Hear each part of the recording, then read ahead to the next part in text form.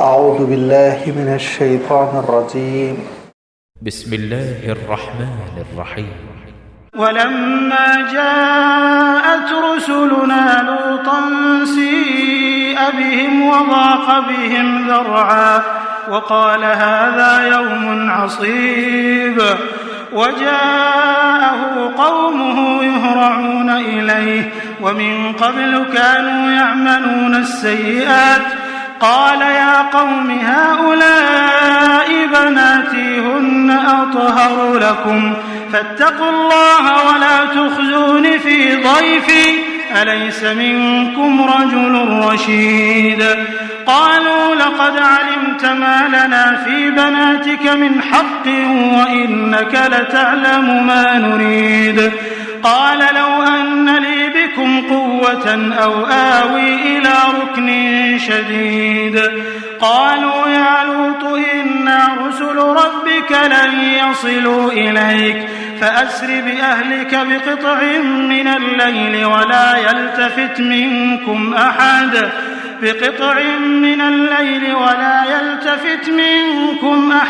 إلا امرأتك إنه مصيبها ما أصابهم إن موعدهم الصبح أليس الصبح بقريب فلما جاء أمرنا جعلنا عاليها سافلها وأمطرنا عليها حجارة من سجيل منضود مسومة عند ربك وما هي من الظالمين ببعيد.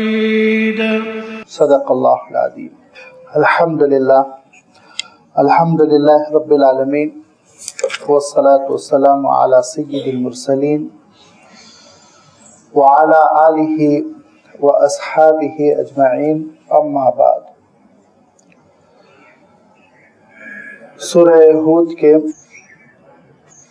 7ویں رکوع کی یہ 8 آیتیں ہیں جن کی آپ کے سامنے تلاوت کی گئی. آیت نمبر 77 سے سلسلہ شروع ہو کر 83 پہ ختم ہو رہا ہے. اس میں اللہ تعالیٰ نے حضرت لوط علیہ السلام اور آپ کی قوم کا تذکرہ فرمایا. جس طرح کہ پچھلی آیتوں میں حضرت ابراہیم علیہ السلام کا تذکرہ گزر چکا ہے اور حضرت ابراہیم علیہ السلام سے پہلے اللہ تعالیٰ نے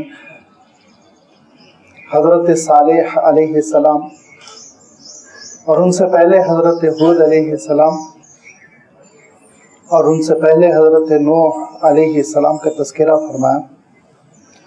سورہ ہود میں انبیاء علیہ السلام کا یہ تذکرہ اس خاص انداز میں اللہ تعالیٰ فرما رہا ہے کہ ان نبیوں نے کلمہ حق کو بلند کیا. ان انبیاء علیہ السلام نے فریضہ رسالت ادا کیا اور اپنی قوموں میں ہلچل پیدا کی، ایک تحریک پیدا کی.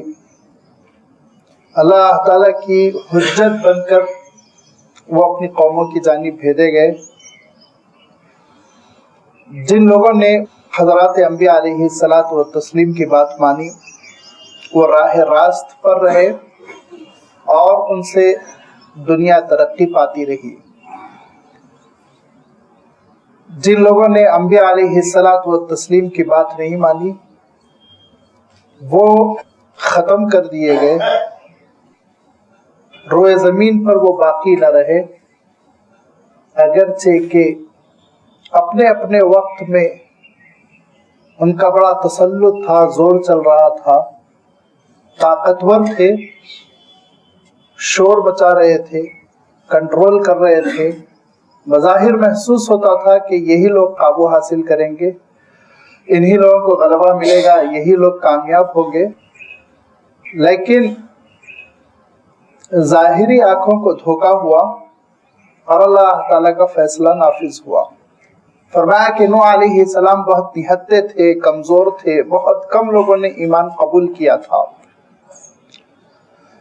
مدت دراز تک اسلام کی جانب دعوت دینے کے باوجود مخالفین کا جم غفیر حضرت نوح علیہ السلام کی بات کو، آپ کی دعوت کو غالب آنے نہیں دیتا تھا، یہاں تک کہ اللہ تعالیٰ نے جو مہلت عنایت فرمائی تھی وہ پوری ہوئی، اور اس کے بعد سے اللہ تعالیٰ نے ان کو جڑ سے اکھاڑ کر پھینک دیا۔ ایک طوفان آیا عالمگیر قسم کا جس کے وہ شکار ہوئے، باقی نہ رہے۔ باقی کون رہا؟ حضرت نوح علیہ السلام کے نام لیوا۔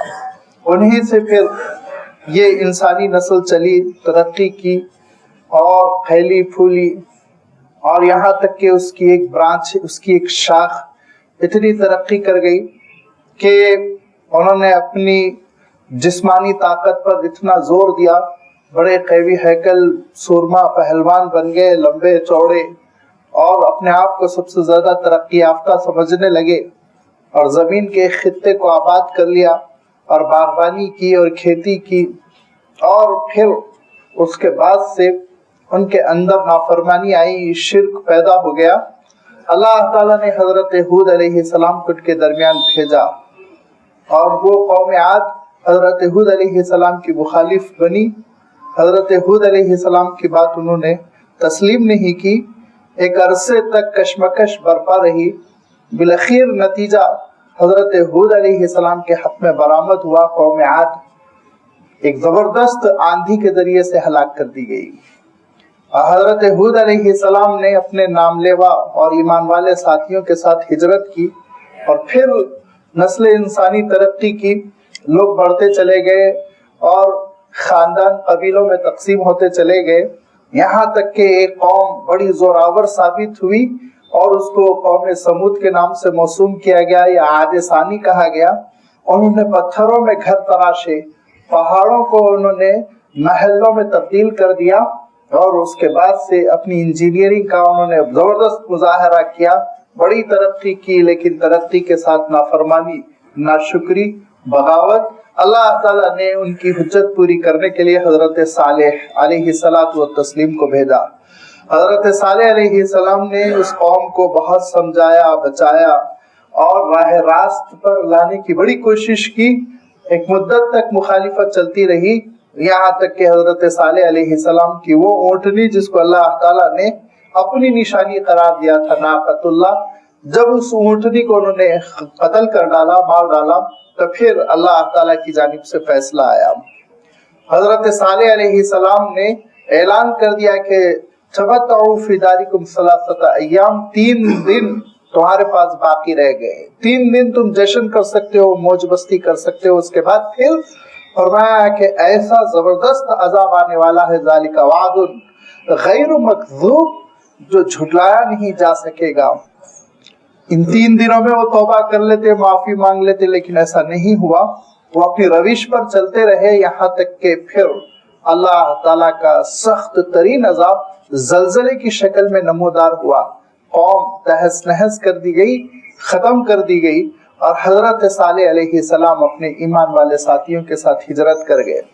دھیرے دھیرے پھر انسانی ترقی ہوتی چلی گئی، اور لوگ بڑھتے چلے گئے، پھیلتے چلے گئے۔ عراق میں کلدان کی سلطنت نمایاں ہوئی، بڑی زبردست حکومت، اقتدار، دولت، ہر چیز اللہ تعالیٰ نے عنایت فرمائی۔ اللہ تعالیٰ کے ناشکرے ہو گئے، اللہ تعالیٰ کو چھوڑ دیا اور غیر اللہ کو پوجنے لگے۔ اللہ تعالیٰ نے انہی میں حضرت ابراہیم علیہ السلام کو پیدا کیا۔ حضرت ابراہیم علیہ السلام نے ان کو بہت سمجھایا، لیکن انہوں نے حضرت ابراہیم علیہ السلام کے خلاف ایسی محاذ آرائی کی، کبھی آگ میں ڈالنے کی کوشش، کبھی ملک سے نکالنے کی جدوجہد۔ حضرت ابراہیم علیہ السلام وہاں سے روانہ ہو گئے، اور حضرت ابراہیم علیہ السلام کے ایک دوسرے اور بھائی تھے جن کا عبرانی تلفظ حاران ہے، عربی تلفظ عمران ہے۔ ان کے ایک بیٹے حضرت لوط علیہ السلام جو بہت کم عمر تھے، نوجوان سے تھے، وہ بھی حضرت ابراہیم علیہ السلام کے ساتھ تھے، اور حضرت ابراہیم علیہ السلام کی اہلیہ محترمہ حضرت بی بی سارہ وہ بھی ساتھ تھی۔ یہ مختصر سا قافلہ چل پڑا، اور اس مختصر سے قافلے نے روئے زمین پر اللہ تعالیٰ کا نام اور روئے زمین پر اللہ تعالیٰ کی عبادت یہ قائم کرنے کے لیے جد و جہد کی.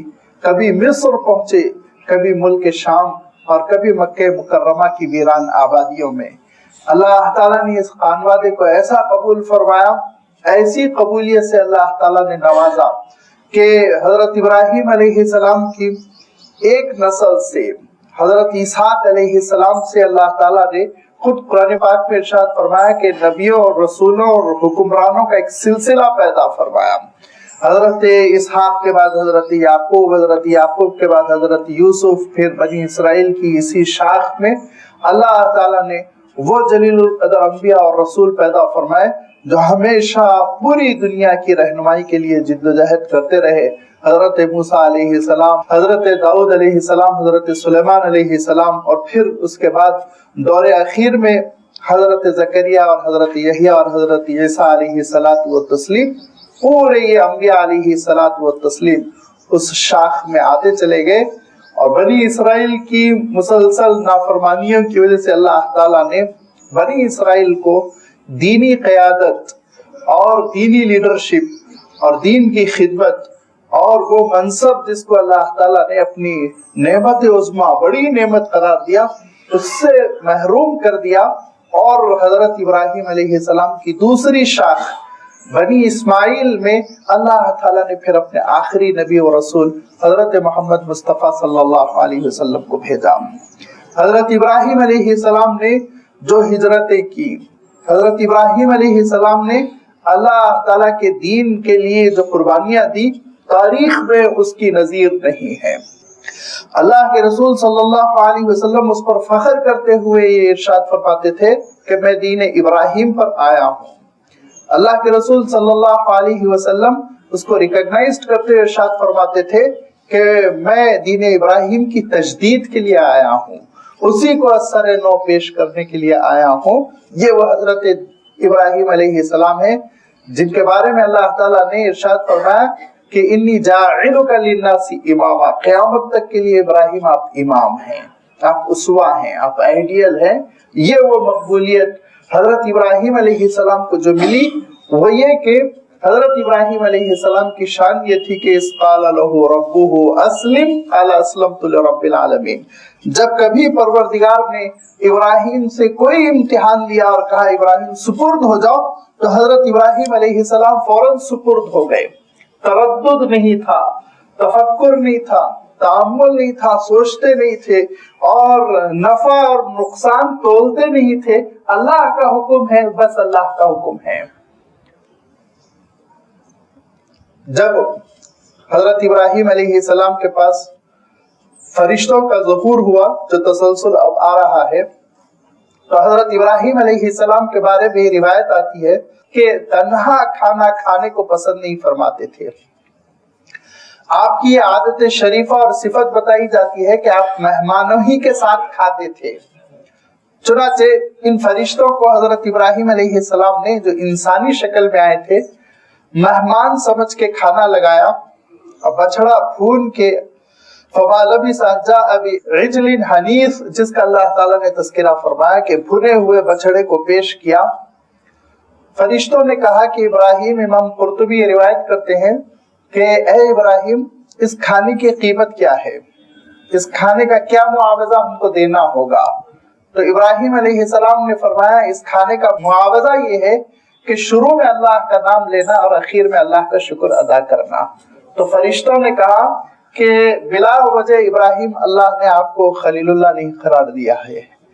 خلیل اللہ جو آپ کو قرار دیا ہے وہ آپ کا مزاج ہے، وہ آپ کی طبیعت ہے. اللہ تعالیٰ سے جو تعلق ہے گہرا اور اللہ تعالیٰ کی جو محبت ہے آپ کے دل میں، اس بنیاد پہ اللہ تعالیٰ نے آپ کو خلیل قرار دیا. خلیل کے معنی ہوتے ہیں بڑے گہرے دوست کے، خلیل کے معنی ہوتے ہیں جو محبتیں دائمی ہو. خلتن کہتے ہیں ایسی محبت کو جو بے لوث ہو، جس کے پیچھے مفاد نہ ہو، غرض نہ ہو. بے لوث قسم کی محبت ہوتی ہے خلتن، اور اسی سے خلیل بنتا ہے، جس کے بارے میں اللہ تعالیٰ ارشاد فرماتا ہے واتخذ اللہ ابراہیم خلیلا، کہ اللہ نے ابراہیم کو اپنا دوست بنا رکھا ہے. یہ وہ مقام حضرت ابراہیم علیہ السلام کو ان کی اس طبیعت، ان کے اس مزاج اور ان کی اس قربانیوں کی وجہ سے اللہ تعالیٰ نے عنایت فرمایا، جس میں بس اللہ اور اس کا حکم ماننا۔ حضرت ابراہیم علیہ السلام کے پاس یہ فرشتوں کا ظہور ہوا، اور جب فرشتے حضرت ابراہیم علیہ السلام کے گھر تشریف فرما ہے تو حضرت ابراہیم مشاہدہ فرماتے ہیں کہ کھانے کے لیے ہاتھ آگے نہیں بڑھا رہے ہیں۔ حضرت ابراہیم علیہ السلام اصرار کر رہے ہیں تناول فرمائی، وہ بالکل ہاتھ روکے ہوئے ہیں۔ جب حضرت ابراہیم علیہ السلام کو یہ محسوس ہوا کہ یہ نہیں کھائیں گے، اوجس منہم خیفتن، حضرت ابراہیم علیہ السلام کو گھبراہٹ محسوس ہوئی، اور وہ گھبراہٹ کے سلسلے میں ایک تعویل تو وہی ہے جس کا میں گزشتہ تذکرہ کر چکا ہوں کہ اس زمانے کے دشمن کسی کے گھر جاتے تھے بری نیت سے، یہاں تک کہ ڈاکہ ڈالنے کی نیت سے جاتے تھے، تو پھر اس گھر کا کھانا نہیں کھاتے تھے کہ ہم کھانا کھا لیں گے تو نمک حرامی نہیں کر سکیں گے۔ لہذا حضرت ابراہیم علیہ السلام یہ سوچنے لگتے ہیں کہ ایسا تو نہیں کہ یہ لوگ بری نیت سے آئے ہوں۔ حضرت ابراہیم علیہ السلام کی اس کیفیت کو دیکھ کر فرشتوں نے کہا قالوا لا تخف انا ارسلنا الى قوم لوط، کہ آپ کو گھبرانے کی بالکل ضرورت نہیں ہے، ہم فرشتے ہیں اور حضرت لوط علیہ السلام کی قوم کی طرف ہم جا رہے ہیں، ہم کو بھیجا گیا ہے حضرت لوط علیہ السلام کی قوم کی طرف۔ جب انہوں نے یہ کہا لا تخف، گھبرانے کی ضرورت نہیں ہے، ہم عام انسان نہیں ہے، ہم فرشتے ہیں، تو حضرت ابراہیم علیہ السلام کی اہلیہ محترمہ حضرت بی بی سارہ پس پردہ یہ سب کچھ سن رہی تھی، وہ بھی گھبرا رہی تھی۔ اور آپ جب یہ تصور اپنے ذہن میں کریں اس واقعے کا، اور تصویر کشی آپ کے ذہن میں ہو رہی ہو، تو اس بیک گراؤنڈ کو ضرور پس منظر میں رکھیے کہ وہ زمانے کے گھر ایسے نہیں ہوتے تھے جس میں بیڈ روم الگ، ڈرائنگ روم الگ، اور ہال الگ ہے اور کچن الگ ہے، ایک آدھ کمرہ، ایک آدھ غرفہ ہوا کرتا تھا، بڑی سی جھوپڑی۔ تو پیچھے پردے سے وہ سب سن رہی تھی کہ کچھ لوگ آئے ہیں، کھانا ان کو دیا گیا ہے، وہ کھا نہیں رہے ہیں، حضرت ابراہیم اصرار کر رہے ہیں وہ نہیں کھا رہے، تو وہ بھی گھبرائی ہوں گی کہ حضرت ابراہیم علیہ السلام کا لہجہ ذرا بدلا ہوا ہے، کیا ہو رہا ہے کمرے میں۔ یہاں تک کہ انہوں نے جب سنا کہ لا تخف، گھبرانے کی کوئی ضرورت نہیں ہے، انا ارسلنا الی قوم لوط، ہم فرشتے ہیں جو قوم لوط کی طرف بھیجے گئے، تو ان کو بھی ذرا اطمینان ہوا، اور مارے اطمینان کے وہ ہنس پڑی۔ وامرأته قائمة فضحكت فبشرناها بإسحاق، تو پھر ان کو خوشخبری دی گئی حضرت بی بی سارہ کو کہ بی بی آپ کے گھر میں ایک لڑکا تولد ہوگا، اس کا نام اسحاق ہوگا، اور من وراء اسحاق یعقوب، اسحاق کا بھی سلسلہ نسل ختم نہیں ہوگا، ان کے بعد بھی پھر ایک بیٹا ہوگا جو یعقوب کہلائے گا، یہ سلسلہ دراز ہوگا، چلتا چلا جائے گا۔ اللہ تعالیٰ نے ارادہ فرما لیا ہے کہ آپ کے خاندان پر برکتوں کا نزول ہو، اللہ کے رحمتوں کا نزول ہو۔ اللہ تعالیٰ کا یہ فیصلہ ہے کہ آپ کے خاندان کو اللہ تعالیٰ قبول فرما لے، لہذا یہ ہماری خوشخبری ہے۔ تو تعجب میں بھی پڑ گئی، یہ کیسے ہو سکتا ہے، ہم دونوں کے دونوں بوڑھے ہو چکے ہیں۔ کہا تعجب کرنے کی ضرورت نہیں ہے، اللہ کا حکم ہے، وہ کر رہے گا۔ حضرت ابراہیم علیہ السلام کو یہ 50% سکون ہو گیا، آدھا سکون ہو گیا کہ یہ لوگ انسان نہیں ہے، بری نیت سے نہیں آئے، فرشتے بھی ہیں تو مجھے کوئی سخت حکم دینے کے لیے نہیں آئے، یہ اللہ تعالیٰ کے میرے لیے رحمتوں کا ذریعہ بن کے آئے ہیں، میرے خاندان میں ترقی کی اطلاع دینے کے لیے آئے ہیں۔ یہ تو اطمینان ہو گیا، لیکن دوسری فکر حضرت ابراہیم علیہ السلام کو لاحق ہو گئی۔ دوسری فکر کیا؟ حضرت ابراہیم علیہ السلام فرماتے فلما ذهب عن ابراہیم الروع، اپنے سلسلے میں جو گھبراہٹ تھی حضرت ابراہیم علیہ السلام سے ختم ہو گئی، تو وجاءت البشرا، خوشخبری بھی مل گئی، یجادلنا فی قوم لوط، قوم لوط کے سلسلے میں فکر ہو گئی، وہاں آپ کیوں جا رہے ہیں؟ چنانچہ پوچھا کیا فیصلہ لے کے جا رہے ہو؟ لوط تو میرے بھتیجے ہیں، اور لوط تو اللہ کے رسول ہیں، نبی ہیں، لوط تو ماشاءاللہ اصلاحی کام کر رہے ہیں، دعوتی کام کر رہے ہیں، ان کو باضابطہ صدوم کے علاقے میں بھیجا گیا اللہ کے حکم سے، وہاں کیا تم لے کے جا رہے ہو فیصلہ؟ تو نے کہا نہیں، وہاں کا فیصلہ تو کہا کہ انہم آتیہم عذاب غیر مردود، ان پر تو ہم کو وہ عذاب مسلط کرنا ہے جو پھرنے والا نہیں، جس کو اللہ تعالیٰ پھیرنے والا نہیں ہے، جو نافذ ہو کر رہے گا۔ حضرت ابراہیم علیہ السلام کو بڑی پریشانی ہوئی عذاب قوم لوط پر کیسے. چنانچہ حضرت ابراہیم علیہ السلام اللہ تعالیٰ سے رجوع ہوتے ہیں اور کہتے ہیں مولا وہاں لوط ہیں کام کر رہے ہیں، اللہ آپ ان پر کیوں عذاب بھیج رہے ہیں؟ کیونکہ حضرت ابراہیم علیہ السلام کے سلسلے میں اللہ تعالیٰ ارشاد فرماتا ہے کہ بڑے نرم دل تھے. ان ابراہیم لحلیم اواہ منیب، رونا دھونا شروع کر دیا اللہ کے دربار میں اور آنسو ہے کہ ٹپک رہے ہیں اور توبہ کر رہے ہیں اور اللہ کی رحمتوں کو طلب کر رہے ہیں. تو اللہ تعالیٰ ارشاد فرماتا ہے یا ابراہیم اعرض عن ھذا، اے ابراہیم آپ نرم دل ہیں اس میں کوئی شک نہیں، لیکن آپ پہلو تہی کریں، آپ اس مسئلے سے آپ کنارہ کشی اختیار کر لیں، آپ اوائڈ کریں کیونکہ ان کے پاس تو عذاب آنا ہی آنا ہے. تو کہا اے اللہ پھر اس میں تو لوط ہے. تو اللہ تعالیٰ ارشاد فرماتا ہے دوسرے مقام پر، یہ آیتوں میں نہیں ہے، دوسری جگہ اللہ تعالیٰ ارشاد فرماتا ہے واللہ اعلم بمن فیہا، اس پہ کون کون ہے اللہ کو معلوم ہے، اور کس کے ساتھ ابراہیم کیا معاملہ کرنا ہے وہ باری تعالیٰ جانتا ہے، آپ نہ گھبرائیں. حضرت ابراہیم علیہ السلام کو جب یہ اطمینان ہو گیا کہ یہ تو فیصلہ اللہ کا ایسا ہے جو شدنی ہے، ٹلنے والا نہیں ہے، اور اللہ تعالیٰ حضرت لوط علیہ السلام کو ضرور کچھ تحفظ دے گا، تو پھر حضرت ابراہیم علیہ السلام مطمئن ہو گئے اور فرشتے دھیرے دھیرے وہاں سے روانہ ہو گئے اور آگے بڑھتے چلے گئے. اور فلسطین کے قریب میں جو الخلیل شہر ہے وہاں سے، جس کا حضرت ابراہیم کے زمانے میں نام حبرون تھا، وہاں سے روانہ ہو کے فرشتے دھیرے دھیرے دھیرے دھیرے صدوم پہنچے. یہ اردن کی، جس کو آپ جارڈن کہتے ہیں، اردن کی ایک بستی ہے، اور اردن میں ایک سمندر ہے جس کو ڈیڈ سی کہتے ہیں، البحر المیت، اس کے جنوب میں یہ صدوم ایک کیپٹل ٹائپ بستی تھی. یعنی اس زمانے میں کوئی تصور نہیں تھا کہ آندھرا پردیش ہے تو اس کا صدر مقام حیدرآباد ہے، ایسا کوئی اس زمانے میں نظام نہیں تھا. لیکن شہر اور بستیوں کا عالم یہ ہوتا تھا کہ ایک شہر ذرا مرکزی ہو جایا کرتا تھا، بڑی منڈی ہوتی تھی اور اس میں ایک تہذیب اور ایک کلچر، ایک ثقافت، اور اطراف اکناف چھوٹی بستیاں. تو صدوم مین شہر تھا اور اطراف و اکناف اور 4 بستیاں تھیں. یہ پوری بستیوں میں حضرت لوط علیہ السلام کو اللہ تعالیٰ نے نبی و رسول بنا کر بھیجا تھا.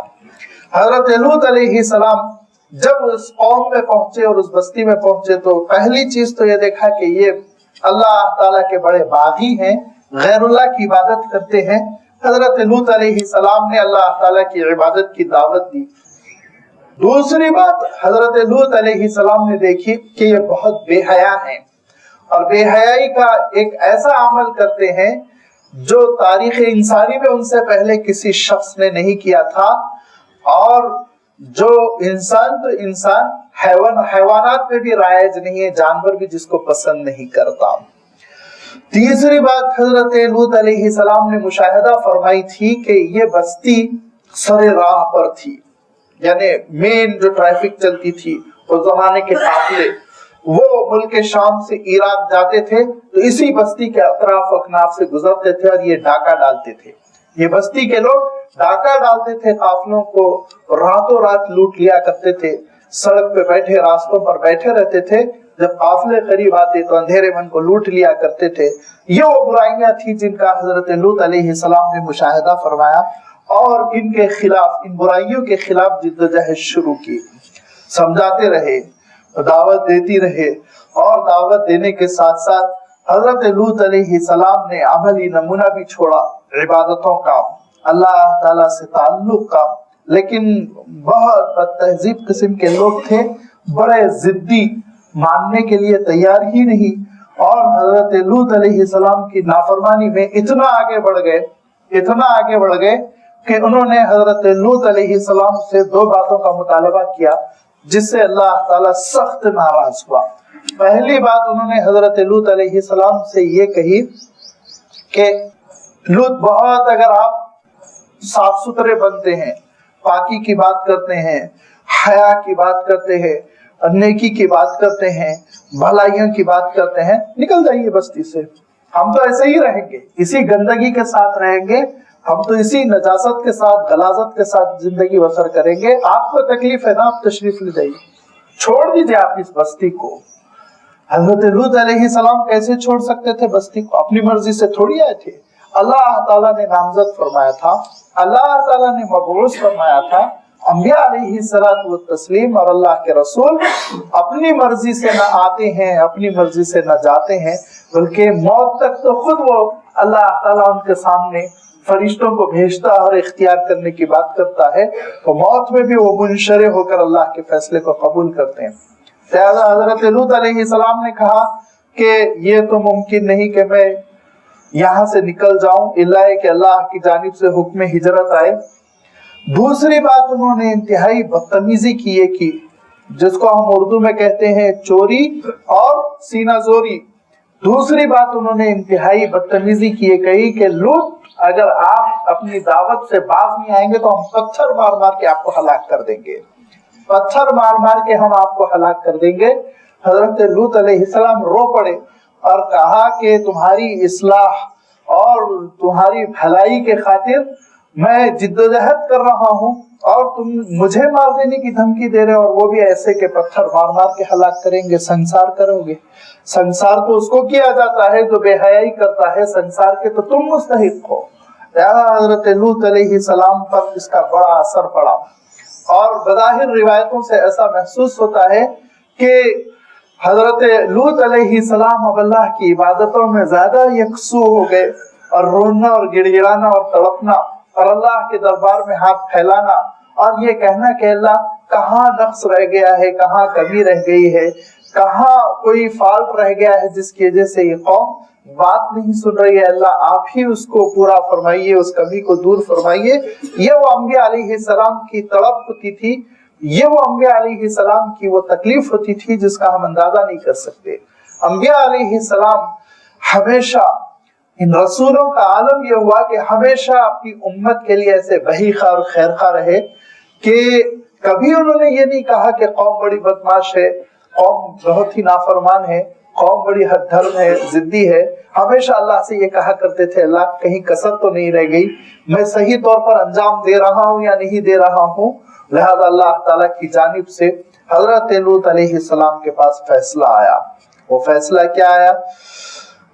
وہ فیصلہ یہ ہے، اسرائیلی روایت تو یہ ہے کہ حضرت لوط علیہ السلام کی دختر نیک اختر کنویں سے پانی لینے کے لیے گئی تھی، بستی سے باہر وہ پانی لے رہی تھی۔ شام میں عام طور پر پچھلے زمانے میں خواتین 2 وقت ہوا کرتے تھے جو پنگھٹ پر جایا کرتی تھی اور پانی لیا کرتی تھی، ایک صبح سویرے اور ایک سر شام۔ لہذا شام کے وقت وہ پانی لینے گئی ہوئی تھی تو انہوں نے دیکھا کہ کچھ اجنبی سے مہمان چلے آ رہے ہیں، لہذا انہوں نے کہا کہ آپ لوگ بستی میں داخل نہ ہو، ابھی یہیں رکیں، بستی کے ذمہ داروں سے میں بات کروں گی کہ آپ کو کس کے گھر میں ٹھہرنا ہے، اور پھر ذہن میں آپ یہ بات اجاگر کر لیں کہ وہ زمانے میں لاڈجنگ اور بورڈنگ وہ ساری چیزوں کا تصور نہیں تھا جو آج ہے، وہ سیدھے سادی بستیاں دیہات کی ہوا کرتی تھی۔ لہذا وہ حضرت لوط علیہ السلام کے پاس آئیں اور کہا بجان کچھ اجنبی لوگ ہیں اور 3 نئے چہرے ہیں، بڑے حسین و جمیل، عجیب و غریب ہے، دور دور سے بھی ہماری قوم کے افراد نہیں لگتے، مجھے لگتا ہے کہ وہ بستی میں داخل ہوں گے تو پھر بستی والے ان کے ساتھ بدتمیزی کریں گے، ڈاکہ ڈالیں گے، لوٹیں گے اور کیا کیا گندی حرکت کریں گے پتہ نہیں، لہذا میں نے پہلے آپ کی خدمت میں ان کا تذکرہ کر دیا۔ حضرت لوط علیہ السلام فوراً روانہ ہوئے اور بستی سے باہر نکل کر ان تینوں سے کہا کہ آپ بہتر یہ ہے کہ آگے بڑھ جائیے، رات یہاں رکنے کا ارادہ نہ کیجیے۔ کہا کیوں؟ تو کہا یہ بڑے گندے لوگ ہیں، یہ تو تباہ کر دینے کے قابل ہے۔ فرشتوں نے کہا ایک، پھر بات چیت آگے ہوئی، کہا کہ نہیں ہم کو تو حکم ہے، ہم تو یہاں رکیں گے۔ کہا نہیں میری رائے ہے آپ آگے بڑھ جائیے، یہ بڑے بدتمیز قسم کے لوگ ہیں، یہ تو اس قابل ہے ان پر عذاب آ جائے۔ کہا نمبر 2، کہا بہرحال ہمارا ارادہ ہے کہ ہم رات گزار لیں۔ کہا کہ نہ رات گزارے، بہتر یہ ہے آپ روانہ ہو جائے، یہ بستی اس قابل ہے کہ اس پر اللہ کا عذاب آئے۔ نمبر 3 کا دراصل ان فرشتوں کو یہ حکم تھا کہ جب تک کہ بستی کے گندے ہونے کی 3 بار لوط گواہی نہ دے دے اس وقت تک کوئی عذاب نہیں لانا۔ لہذا حضرت لوط علیہ السلام کا انداز تو یہ تھا کہ یہ لوگ آگے بڑھ جائیں، روانہ ہو جائیں، بدوا نہیں دے رہے تھے لیکن اشارے کر رہے تھے کہ یہ اجنبی پریشان نہ ہو جائیں اور ان اشاروں میں حضرت لوط علیہ السلام ان کو یہ پیغام اور یہ میسج پاس کر رہے تھے کہ آپ آگے بڑھ جائیں، لیکن ایک اللہ کی سنت تھی، ایک اللہ کا نظام تھا جو پورا ہوا۔ اب ان لوگوں نے کہا کہ ہم رات رکیں گے یہاں، تو کہا پھر میرا گھر حاضر ہے، آپ کہیں اور نہیں جائیں گے، آپ میرے گھر چلے آئیے۔ چنانچہ اپنے گھر حضرت لوط علیہ السلام ان کو لے آئے۔ لانے کے بعد سے حضرت لوط علیہ السلام نے دروازہ بند کر دیا، کھانے پینے کی جو چیزیں تھی اس کو تیار کرنے میں لگے ہوئے تھے کہ ابھی مغرب کا وقت ٹل رہا ہے، اندھیرا ہو رہا ہے۔ قوم دھیرے دھیرے لوگ دروازے پہ جمع ہوتے چلے جا رہے ہیں اور بھیڑ لگ گئی اور دروازے کو کھٹکھٹا رہے ہیں اور کہہ رہے ہیں لوط آپ دروازہ کھولیے۔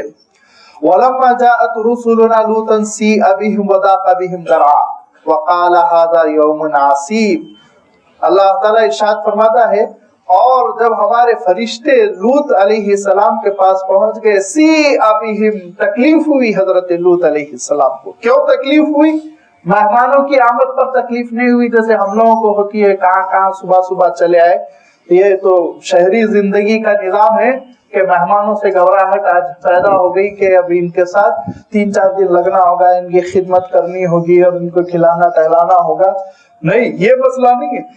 سِيءَ بِهِمْ، ان سے حضرت لوط کو جو تکلیف ہوئی وہ تکلیف اس بنیاد پہ ہوئی کہ ان مہمانوں کے ساتھ کہیں کوئی بدتمیزی نہ کرے۔ وَضَاقَ بِهِمْ ذَرْعًا، اور حضرت لوط علیہ السلام کا سینہ تنگ ہو گیا، اس معنوں میں کہ بہت پریشان ہو گئے، بہت گھبرا گئے، سمجھ میں نہیں آ رہا تھا کیا کریں، اور کہنے لگے، ارشاد فرمایا وَقَالَ هَذَا يَوْمٌ عَصِيبٌ، آج کا دن بہت مشکل پیچیدہ دن ہے، آج کا دن بہت پیچیدہ ہے، مصیبت کا دن ہے، آج کی رات کٹ جائے آسانی سے تو میں صبح صبح ان کو روانہ کر دوں، آج کا دن کسی طرح کٹ جائے تو یہ معاملہ حل ہو جائے۔ لہذا حضرت لوط علیہ السلام مارے فکر کے دروازہ ہے کہ بند کیے ہوئے ہیں، اور قوم کا عالم یہ ہے وَجَاءَهُ قَوْمُهُ يُهْرَعُونَ إِلَيْهِ، دوڑتے ہوئے چلے آ رہے ہیں، بھیڑ لگائے ہوئے ہیں، مجمع لگائے ہوئے ہیں۔ وَجَاءَهُ، اور آ گئی قوم ان کے پاس دوڑتے ہوئے، تیزی کے ساتھ لپک کے بھیڑ لگ گئی۔ 15-20-25 منٹ میں وہاں مجمع ہے اور دروازے پہ مارتے جا رہے ہیں اور کہہ رہے ہیں اگر لوط تو دروازہ نہیں کھولو گے تو ہم دروازہ اکھاڑ دیں گے، توڑ دیں گے۔ وَمِن قَبْلُ كَانُوا يَعْمَلُونَ السَّيِّئَاتِ، اور اس سے پہلے بھی وہ بدکاریوں پر کاربند تھے، اس سے پہلے بھی وہ بہت بدکار تھے، بہت گناہ کرتے رہتے تھے، آج بھی گناہ کی نیت کے ساتھ آ گئے۔ حضرت لوط علیہ السلام نے وعظ فرمایا، ابھی بات پوری نہیں ہوئی ہے، ابھی عذاب کیسا آئے گا دیکھیے۔ حضرت لوط علیہ السلام وعظ فرما رہے ہیں، اور حضرت لوط علیہ السلام اپنے وعظ میں، اپنی نصیحت میں جن پوائنٹس کو رکھا وہ کتنے معقول ہیں، کتنے اہم ہیں، آپ غور فرمائیے۔ سب سے پہلی بات حضرت لوط علیہ السلام نے ہماری جو فیملی لائف ہے اس کا تعارف کرایا۔ قال یا قوم هؤلاء بناتی هن اطہر لکم فاتقوا اللہ، اے میری قوم کے لوگوں، دیکھو جو میری امت کی بیٹیاں ہیں ان سے نکاح کرو، ہن اطہر لکم، یہ پاکیزہ نظام ہے، یہ صاف ستھرا نظام ہے، یہ جینے کا اچھا نظام ہے۔ فاتقوا اللہ، اللہ کا تقوی اختیار کرو۔ اللہ تعالیٰ نے ایک خاص نیچر کے ساتھ اس ساری مخلوق کو پیدا کیا، ساری مخلوق اللہ تعالیٰ کی بنائی ہوئی فطرت کی پابند ہے اور فطرت سے باہر نہیں جاتی ہے۔ اے انسانوں، تم بھی اس فطرت کے جامے میں رہو، اس سے باہر جانے کی کوشش نہ کرو۔ اللہ تعالیٰ نے کیا نظام بنایا؟ اللہ تعالیٰ نے نظام یہ بنایا، اپنے دین میں اس نے نکاح کو بنیاد رکھا کہ نکاح کے ذریعے سے ایک فیملی وجود میں آتی ہے، اور پھر اللہ تعالیٰ نے اس نکاح کو اصلاً ذریعہ بنایا مودت کا، محبت کا، دو خاندان جڑ جائیں، نہ صرف دو فرد بلکہ دو خاندان جڑ جائیں، پھر دونوں ایک دوسرے کو مدد کریں، کوآپریٹ کریں، ایک دوسرے کے ساتھ انڈرسٹینڈنگ ہو، ایک دوسرے کو سمجھتے ہوئے یہ ایک امت انسانی ترقی کرے تو آنے والی نسل کو محبت ملے گی، آنے والی نسل کی تربیت ہو سکے گی، آنے والی نسل کو اعلیٰ بلند مقاصد ملیں گے جس کے لیے وہ کام کر سکیں گے۔ اگر اس کے برخلاف خاندان کا نظام ہو اور حیوانوں جیسا خاندان کا نظام ہو، بلکہ حیوانوں سے گندا تر خاندانوں کا نظام ہو، تو پھر کیا ہوگا سوچو؟ پھر ہوگا یہ کہ دین بیزار، خدا کے باغی نافرمان اور ایسے انسانیت کے دشمن بچے پیدا ہوں گے جو اسکول میں گن لے جا کے چلائیں گے اور ایک ایک مرتبہ میں 60-70 ساتھیوں کو ہلاک کریں گے۔ یہ وہ انسان پیدا ہوں گے جن کو دیکھ کے شاید ابلیس بھی شرمندہ ہو جائے۔ سوچو تم، اللہ نے کیا نظام بنایا، کیوں پیدا کیا تم کو اشرف المخلوقات بنا کر؟ اس نے تم کو جو فضیلتیں دی، سوچنے سمجھنے کی صلاحیت دی، اس نے تم کو ایک حسین پیکر دیا، ایک اچھی باڈی، اچھا جسم دیا۔ یہ سب نعمتوں کو سامنے رکھ کے غور کرو، ایسی زندگی تم کو گزارنی چاہیے، طہارت پر مبنی زندگی، وہ طہارت پر مبنی زندگی جس کا مطالبہ اللہ کی کتاب نگاہوں کی حفاظت سے کرتی ہے کہ اے نبی آپ اپنی امت کے مردوں سے بھی کہہ دیں کہ وہ نگاہوں پر کنٹرول رکھیں، گندی سندی چیزوں کو نہ دیکھیں۔ آپ اپنی امت کی خواتین سے بھی کہہ دیں کہ وہ نگاہوں پر قابو رکھیں، غلط سلط چیزیں نہ دیکھیں۔ پھر اس کے بعد اللہ تعالیٰ آگے ارشاد فرماتا ہے، اور اگر کسی کو کسی کے گھر جانا ہے اور اس گھر میں اجنبی مرد اور اجنبی عورتیں ہیں تو بے محابہ داخل نہ ہو جاؤ، اجازت لو، اور اجازت لینے کے بعد جب تم کو اجازت ملے تو داخل ہو، اور اگر اجازت نہ ملے 1 بار 2 بار 3 بار تو اس کے بعد واپس چلے جاؤ۔ کوئی ضروری نہیں کہ گھر میں گھس کے ہی رہنا ہے، کیوں؟ بہت ممکن ہے کہ وہ دونوں بے تکلف ہوں اور ایسی کیفیت میں ہوں جس میں کہ انسان کسی اور کا انٹرفیئرنس پسند نہیں کرتا، لہذا اللہ تعالیٰ نے اجازت کا حکم دیا۔ خواتین کو گھر سے نکلنا ہے تو فرمایا کہ پھر ایک بڑی چادر استعمال کرو جس سے تمہارا وجود ڈھک جائے، تمہارا حسن وہ بازار کا نہ ہو جائے بلکہ تمہارا حسن وہی رہے جہاں اس کو رہنا چاہیے۔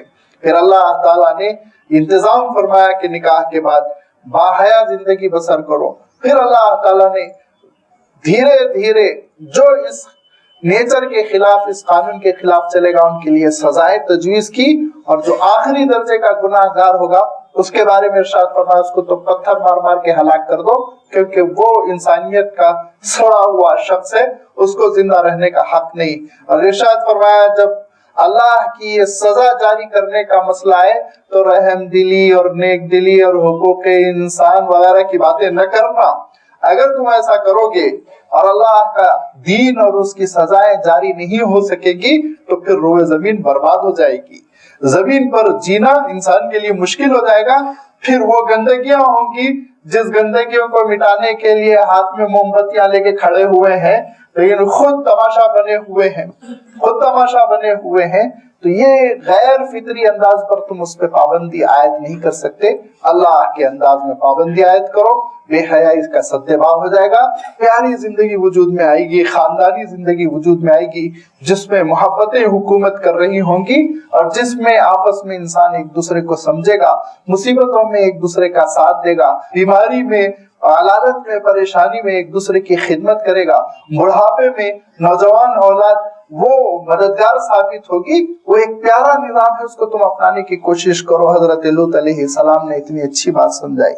دوسری بات حضرت لوط علیہ السلام جو ارشاد فرما رہے ہیں وہ انتہائی درد بھری حضرت لوط علیہ السلام کی ایک فریاد ہے، جیسے ایک درخواست ہے، ایک عاجزی کے ساتھ جیسے بات کی جا رہی ہو، وَلَا تُخْزِنِي فِي ضَيْفِي، دیکھو میرے مہمان ہیں نا، میرے مہمانوں کے سلسلے میں مجھے رسوا نہ کرو، مجھے ذلیل نہ کرو، شرمندہ نہ کرو۔ کتنی گندی بات ہے، میرے گھر سے مہمانوں کو کھینچ کے لے جاؤ گے، بدتمیزی کرو گے اور ان کا مال لوٹو گے اور ان کو تکلیف پہنچاؤ گے۔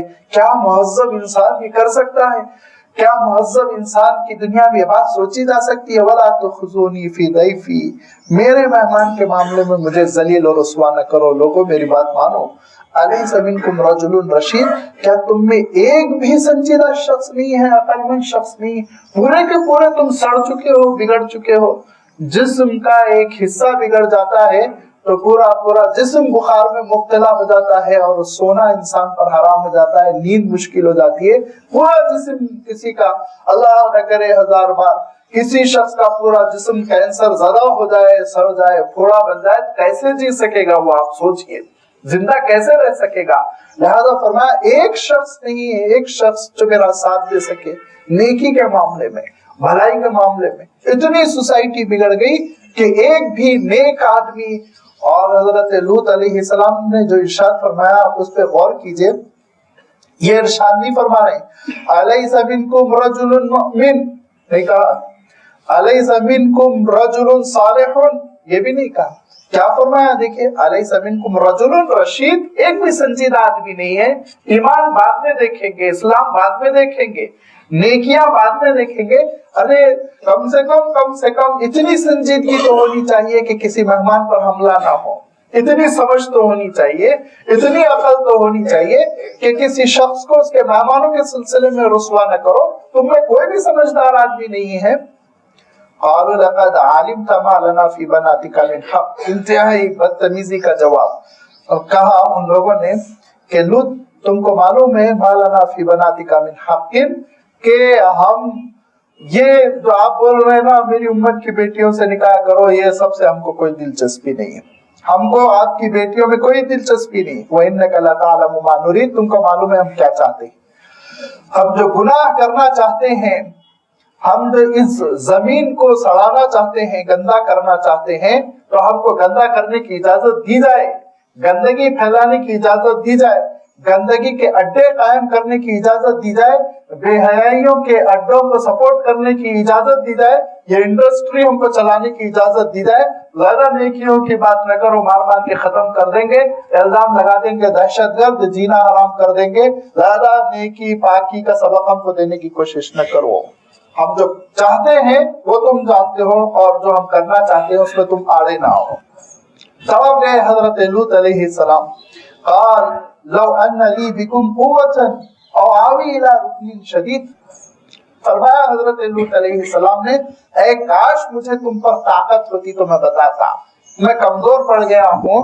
اور وہ آوی الى رکن شدید، اور کاش میرا کوئی زبردست قسم کا سہارا ہوتا، کوئی اقتدار ہوتا، کوئی حکومت ہوتی، کوئی فورس ہوتا، کوئی پولیس ہوتی جو میرا سپورٹ کرتی، میرا ساتھ دیتی، تو پھر میں تم کو منہ توڑ جواب دیتا. میں تو تنہا کر دیا گیا ہوں، یکا کر دیا گیا ہوں پوری سوسائٹی میں.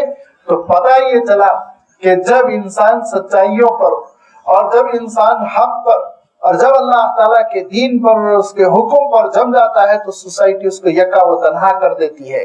اور آج جو کیفیت ہو رہی ہے وہ کیفیت دراصل کوئی نئی آپ کے زمانے کی موجودہ صورتحال نہیں. اس صورتحال سے سارے انبیاء علیہ الصلوۃ والتسلیم گزر چکے کہ سارے برائی کرنے والے اور سارے اہل کفر اور سارے اہل شرک اور سارے باغی وہ متحد ہو جاتے ہیں. کس کے خلاف؟ متحدہ محاذ ان کا بنتا ہے، فرنٹ ان کا بنتا ہے حق کے خلاف، سچائی کے خلاف. ان کو کمزور کر دیا جاتا ہے، نہتا کر دیا جاتا ہے، مملکتوں کا اتحاد ہو جاتا ہے، سلطنتوں کا اتحاد ہو جاتا ہے، اور جتنے بڑے بڑے مجرم اور آپ کی اپنی اصطلاح میں جتنے بڑے بڑے گنڈے ہوتے ہیں سب مل کے اتحاد کر کے جڑ سے اکھاڑ کے پھینکنے کی کوشش کرتے ہیں. یہ ہمیشہ سے ہوتا آیا. حضرت لوط علیہ السلام کے ساتھ بھی ہو رہا ہے. بڑی تنہائی محسوس کرتے ہوئے حسرت کے ساتھ کہتے ہیں او آوی الی رکن شدید، کوئی مضبوط سہارا ہوتا ہے اللہ میرا. آپ صلی اللہ علیہ وسلم فرمایا کرتے تھے کہ لوط بھی پریشان تھے، بہت مضبوط سہارے کو پکڑ چکے تھے، وہ تو اللہ کو پکڑ چکے تھے. اور اللہ کی رحمتیں ہوں حضرت لوط پر. آپ صلی اللہ علیہ وسلم ارشاد فرماتے تھے کہ اللہ کی رحمتیں ہوں لوط پر، وہ تو بہت مضبوط سہارا پکڑ چکے تھے، لیکن وقتی طور پر سمجھ میں نہیں آ رہا تھا کہ کیا کیا جائے. حضرت لوط علیہ السلام کو اب تک بھی اطلاع نہیں ہے کہ ان کے مہمان جو ہے وہ فرشتے ہیں، انسان نہیں ہے. وہ تو سمجھ رہے ہیں انسان ہیں. لہذا حضرت لوط علیہ السلام اس پریشانی میں ہیں اور یہ کہہ رہے ہیں کہ کاش کوئی طاقت ہوتی، کاش کوئی فورس ہوتی، کاش کوئی لشکر ہوتا جس کے ذریعے سے میں ان کو کنٹرول کرتا، یا میرا کوئی مضبوط سہارا ہوتا. میرا خاندان بھی نہیں. لازمی بات ہے حضرت لوط علیہ السلام ہجرت کر کے آئے ہوئے ہیں، اصلاً تو عراق کے ہیں اور پھر فلسطین ہوتے ہوئے تشریف لائے ہوئے ہیں. وہاں نہ آپ کا کوئی بڑا خانوادہ، نہ کوئی مضبوط آپ کا ساتھی. لہذا بڑی تنہائی محسوس کرتے ہوئے بڑی حسرت کے ساتھ حضرت لوط علیہ السلام کہہ پڑے. دروازے کو وہ توڑے جا رہے ہیں، ایسا لگتا ہے جیسے کہ دروازے کو اکھاڑ کر پھینک دیں گے. شور ہو رہا ہے جیسے مجمع بڑھ گیا ہے، بھیڑ بہت لگ گئی، اندھیرا چھا چکا ہے. وہ زمانہ اسٹریٹ لائٹس وغیرہ کا نہیں ہے، ایک تاریکی ہے، گھر میں ایک دیا ہے ٹمٹما رہا ہے، اور حضرت لوط علیہ السلام کے آنکھیں ہیں کہ آنسو ٹپک رہے ہیں اور اللہ کے دربار میں ہاتھ اٹھا ہوا ہے، بڑی حسرت کے ساتھ کہتے ہیں کہ اللہ اب کیا ہوگا؟ قالوا یا لوط انا رسول ربک، وہ لوگ کہتے ہیں لوط آپ کیوں گھبرا رہے ہیں، ہم انسان تھوڑی ہیں، ہم فرشتے ہیں، ہم فرشتے ہیں، آپ کے پروردگار نے ہم کو بھیجا ہے، لن یصلوا الیک، نہیں پہنچ سکتے وہ ہم تک، اب نہ گھبرائیں، آپ کی ذمہ داری اب ختم ہو گئی، آپ کو جو اللہ تعالیٰ نے دعوت کی ذمہ داری دی تھی آپ بحسن و خوبی وہ انجام دے چکے، اب آپ کی ڈیوٹی ختم ہو گئی، اب ہماری ڈیوٹی شروع ہونے والی۔ فَأَسْرِ بِأَهْلِكَ بِقِطْعٍ مِّنَ اللَّيْلِ، رات کی تاریکی ہی میں آپ کو روانہ ہونا ہے، اندھیرے رات میں آپ کو چلے جانا ہے اور آپ کو اپنے سارے گھر والوں کو ساتھ لے لینا ہے، البتہ آپ کی بیوی کا معاملہ دوسرا ہوگا۔ إِلَّا امْرَأَتَكَ، فرمایا کہ آپ کی بیوی کا معاملہ کچھ اور ہونے والا ہے، لیکن وہ کیا ہونے والا ہے اس کی وضاحت انشاءاللہ آئے گی۔ فَأَسْرِ بِأَهْلِكَ بِقِطْعٍ مِّنَ اللَّيْلِ، آپ رات ہی کے ایک پہر روانہ ہو جائیں، وَلَا يَلْتَفِتْ مِنْكُمْ أَحَدٌ، آپ کا جو قافلہ ہوگا، جو بھی آپ کے ایمان والے 2 4 5 ساتھی، آپ کے صاحبزادیاں وغیرہ ہوں گی، کوئی بھی پلٹ کے نہ دیکھیں، بھاگتے چلے جائیں، پلٹ کے نہ دیکھیں۔ إِلَّا امْرَأَتَكَ، سوائے آپ کی بیوی کے، إِنَّهُ مُصِيبُهَا مَا أَصَابَهُمْ، اس پر بھی وہی عذاب آنے والا ہے جو اس قوم پر عذاب آنے والا ہے۔ اللہ تعالیٰ نے دوسرے مقام پر سورہ تحریم میں وضاحت کے ساتھ ارشاد فرمایا کہ اللہ تعالیٰ مثال دیتا ہے 2 کافر عورتوں کی، ایک تو تھی حضرت نوح علیہ السلام کی بیوی، جنہوں نے حضرت نوح علیہ السلام کے خلاف بغاوت کی اور اپنے بیٹے کو کفر پہ اکسایا، خود بھی وہ ہلاک ہو گئی اور بیٹا بھی ڈوب گیا۔ اور دوسری ارشاد فرمایا حضرت لوط علیہ السلام کی بیوی، ان کا کیا قصور ہے؟ ان کے قصور کے سلسلے میں اسرائیل کی روایت تو بڑی غلط سلط ہے جس کو ہم نہیں مانتے، اس پہ تو ان کے پر بڑی بے حیائیوں کا الزام لگایا گیا، لیکن لازمی بات ہے نبی کی بیوی اس طرح کی حرکتیں تو نہیں کری ہوں گی، لیکن جس روایت پر اطمینان ہوتا ہے، جس کو امام ابن کثیر رحمۃ اللہ علیہ نے اور امام قرطبی رحمۃ اللہ علیہ نے قبول بھی کیا، وہ یہ کہ ان سے نمبر 1 غلطی یہ ہوئی کہ انہوں نے، چونکہ سب برادری کے لوگ تھے، رشتہ دار تھے، اسی لیے انہوں نے گھروں میں جا کے اطلاع دی تھی کہ آج لوط کے پاس کچھ مہمان آئے ہیں، جو ان کو نہیں کرنا چاہیے تھا۔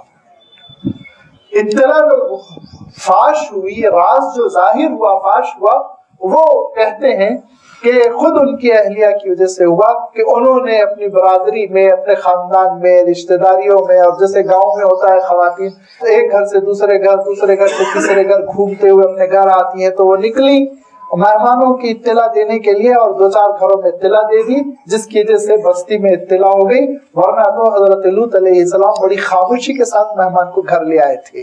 یہ ان سے غلطی ہوئی تھی جس کو اللہ تعالیٰ نے پسند نہیں فرمایا۔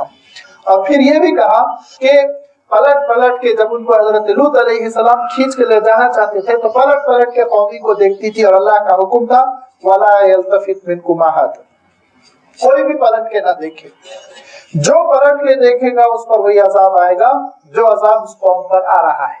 لہٰذا ان سے یہ بھی ایک غلطی ہوئی، اور اس کے بعد سے پھر فرشتوں نے یہ کہا کہ آپ کو راتوں رات روانہ ہونا ہے، پلٹ کے کوئی نہیں دیکھے گا مگر آپ کی اہلیہ پر عذاب آئے گا۔ ان موعدہم الصبح، اللہ تعالیٰ کا وعدہ عذاب صبح کا ہے، صبح نہیں ہو سکے گی، بس وقت ظاہر ہلاک کر دیے جائیں گے۔ الیس الصبح بقریب، صبح بہت قریب ہے، 2 4 گھنٹے باقی رہ گئے، اے لوط آپ فوراً روانہ ہو جائیے۔ چنانچہ حضرت لوط علیہ السلام کو جب یہ یقین ہو گیا کہ یہ تو فرشتے ہیں، اب اللہ تعالیٰ نے تہیہ فرما لیا ہے عذاب کا، اب یہاں رکنا مناسب نہیں اور مجھے حکم ہجرت ہے، لہذا فوراً اپنی صاحبزادیوں کو اور اپنے ایمان والے ساتھیوں کو جو بھی 2 4 تھے سب کو لے کر حضرت لوط علیہ السلام تیزی کے ساتھ چلتے چلے گئے۔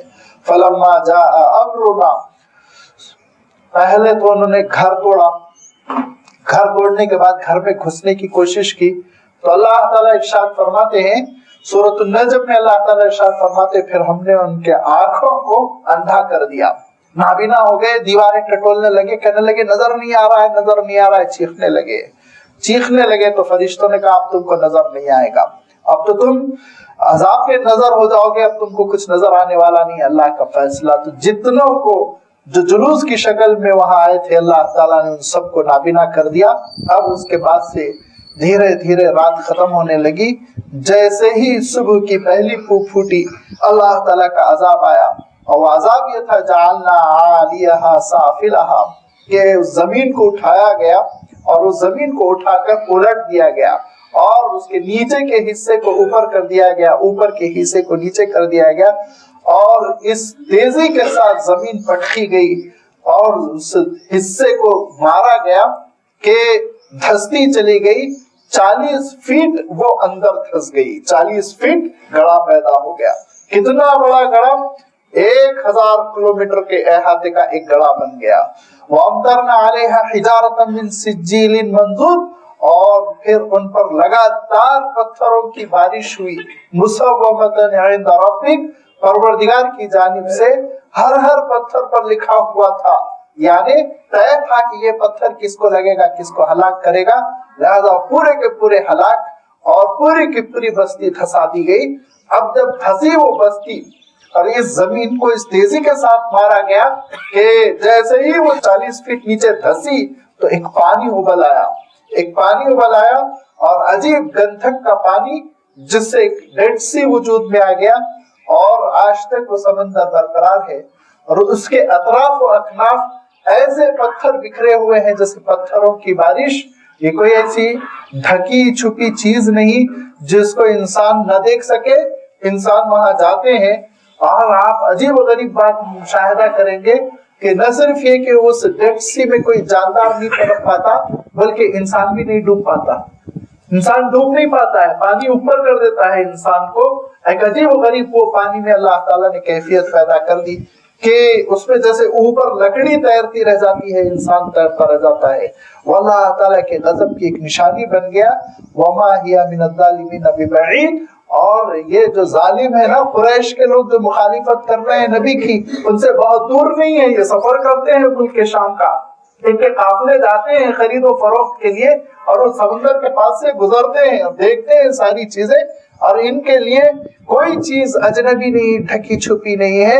عبرت یہ پکڑ سکتے ہیں لیکن یہ عبرت پکڑتے نہیں، کیونکہ انسان کا عالم یہ ہوتا ہے کہ انسان ہمیشہ ابلیس کی شہ پر ہر چیز کی الٹی تعویل کر لیتا ہے، ہر چیز کی الٹی تعویل۔ شفا ہو گئی، پہنچ گئے تھے قبر کے کنارے تک، اللہ تعالیٰ نے صحت دے دی، گھر پہنچ کے آئیں گے تو یہ اعتراف نہیں کہ اللہ تعالیٰ نے مجھے موت سے بچا لیا، اسی کا کرم ہوا اور اسی نے مجھے یہ شفا عنایت فرمائی۔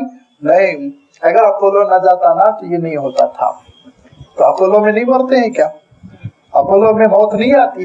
وَلَوْ كُنْتُمْ فِي بُرُوجٍ مُشَيَّدَةٍ، فلاں جگہ فلاں ڈاکٹر صاحب وقت پہ نہیں آتے نا، کام تمام ہو گیا تھا۔ وہ ڈاکٹر کے ہاتھ پہ پیشنٹ نہیں مرتا ہے، اللہ کا حکم۔ کھوپڑی انسان کی الٹی ایسی ابلیس کر دیتا ہے کہ جو چیز اللہ کا شکر ادا کرنی چاہیے وہ فوراً دوسروں کو اس کا کریڈٹ پہنچنے لگتا ہے۔ زبردست قسم کے الارم بجتے ہیں تباہی کے، اللہ تعالیٰ کی جانب سے آزمائشیں آتی ہیں۔ کہیں سائیکلون آ رہا ہے، کہیں یہ عذاب آ رہا ہے، کہیں وہ طوفان آ رہا ہے، اور کہیں سونامی آ رہی ہے، کہیں کیٹرینا آ رہا ہے۔ لیکن کیا کہیں گے، وہ زلزلہ آ گیا تھا، ہوائیں غلط چل گئی تھی۔ کس نے ہواؤں کو حکم دیا؟ وہ باد بہاری جو سرسر کر کے آتی ہے اور جس سے چمن میں بہار آتی ہے، کس نے اس کو عذاب میں تبدیل کر دیا تمہارے لیے؟ غور نہیں کیا تم نے؟ وہ آگ جو تمہارے لیے کھانا پکاتی ہے، اس آگ کو کس نے تمہارے لیے سزا بنا دیا؟ وہ پانی جو تمہارے خشک حلق کے کانٹوں کو دور کر کے تمہاری پیاس کو بجھاتا ہے، وہ پانی کو تمہارے ڈبونے کے قابل کس نے بنایا؟ کس نے طوفان بنا کے تمہارے سر پر مسلط کیا؟ کیوں غور نہیں کرتا انسان غور نہیں کرتا اور اپنے گناہوں کو پردہ ڈالتا ہے اور اس کے غلط تعبیرات کرتا ہے۔ اللہ تعالیٰ ارشاد فرماتا ہے وَمَا هِيَ مِنَ الظَّالِمِينَ بِبَعِيدٍ، ایسے ظالموں کے لیے یاد رکھو ہمارا کوئی عذاب دور نہیں ہے۔ جب یہ گندگیوں کو پھیلائیں گے، بے حیائیوں کو ترویج دیں گے، نافرمانی کا بازار گرم کریں گے، پھر ہم بھی عذاب لے کر آئیں گے، مختلف صورتوں سے ہم انسان کو تباہ کریں گے، برباد کریں گے، اور یہی نہیں بلکہ ان میں کوئی قابلیت صلاحیت باقی نہیں رہ جائے گی کہ اللہ کے عذاب سے ڈیفنس کر سکے، اپنے آپ کو روک سکے۔ پانی میں تنکا جیسے بہتا ہے وہ بہ کر ختم ہو جائیں گے، وہ ختم ہو جائیں گے۔ اللہ تعالیٰ کی جب گرفت آئے گی تو فرمایا کہ اس کی گرفت ان بطش ربک لشدید، بڑی مضبوط ہوتی ہے، پھر انسان قیل قال کر کے بھاگ نہیں سکتا۔ لہذا غور کرو، جب کبھی تم معاشرے کو بگاڑ دو گے، جب کبھی تم سوسائٹی کو بگاڑ دو گے، اور جب کبھی تم بیچ کو گندا کر دو گے، جب کبھی تم ساحلوں پر گندگی اور بے حیائی کا بازار گرم کرو گے، تو ہم بھی سونامی بھیجیں گے، ہم بھی عذاب بھیجیں گے، ہم بھی طوفان بھیجیں گے، ہم بھی زلزلوں کو بھیجیں گے، ہم بھی پتھروں کی بارش کریں گے، ہلاک و برباد کریں گے۔ لہذا ڈرو اللہ کے عذاب سے، ڈرو بے حیائی سے، اس پاکیزہ نظام کو قبول کرو جس کی اللہ تعالیٰ نے دعوت دی، اس حیا کے نظام کو تم قائم کرو اپنے درمیان میں، جو تمہاری ترقی کا ذریعہ ہے، صالح سوچ اور فکر کا ذریعہ ہے، اور روحانی ترقی کا ذریعہ ہے، نسلوں کی تربیت کا ذریعہ ہے۔ اس نظام کو چھوڑ کر اگر بے حیائی کے نظام کو اپناؤ گے، گندگی کے اڈے قائم کرو گے، تو پھر اللہ کا عذاب آئے گا۔ کیسا آئے گا؟ مسومۃ عند ربک، طے رہے گا کس علاقے میں اس طوفان کو جانا ہے۔ سمندر سے ہزاروں کلومیٹر ہوائیں سفر کر کے اسی علاقے تک جائیں گی، اور اللہ کی سزا نافذ کر کے واپس آئیں گی۔ مسومۃ عند ربک، پروردگار کے فیصلے کے پابند ہے، فضائیں بھی، ہوائیں بھی، پانی بھی، آگ بھی، زمین بھی، پہاڑ بھی، سب کو، یہ ساری مخلوق پابند ہے۔ اور اللہ تعالیٰ ان مخلوقات میں سے کسی بھی مخلوق سے کسی بھی وقت کوئی بھی کام لے لے، وہ قادر ہے۔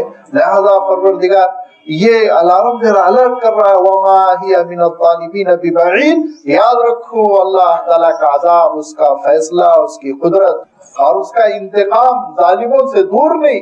غور کرنا چاہیے ظالموں کو کہ اللہ تعالیٰ کا فیصلہ کبھی کبھی اس کے ناک کے نیچے سے قائم ہو جاتا ہے اور وہ اپنے آپ کو نہیں بچا سکتا، لیکن انسان غفلت کی زندگی بسر کرتا ہے اور پچھلوں سے سبق نہیں لیتا ہے۔ قوم لوط نے بھی پچھلوں سے سبق نہیں لیا، اور پھر بے حیائی میں پڑھ کے وہ ختم ہو گئے، یہاں تک کہ پھر انسانی بستی ترقی کرتی گئی، دوسری طرف لوگ بستے چلے گئے، اور ان میں پھر ایک عجیب و غریب اور دوسری قسم کی کوتاہی پیدا ہوئی کہ تجارت پہ بہت ڈنڈی مارنے والے ثابت ہوئے۔ اللہ تعالیٰ نے حضرت شعیب کو بھیجا۔ کہاں بھیجا حضرت شعیب علیہ السلام کو؟ کیسے حضرت شعیب علیہ السلام نے قوم کو سمجھایا اور قوم کا کیا حشر ہوا، یہ پوری تفصیل آپ دیکھیں گے کہ آنے والے رکوع کی 10 آیتوں میں اللہ تعالیٰ نے بیان فرمائی۔ انشاءاللہ اس کی وضاحت آئندہ اتوار آپ کی خدمت میں رکھی جائے گی۔ وآخر دعوانا ان الحمد للہ رب العالمین۔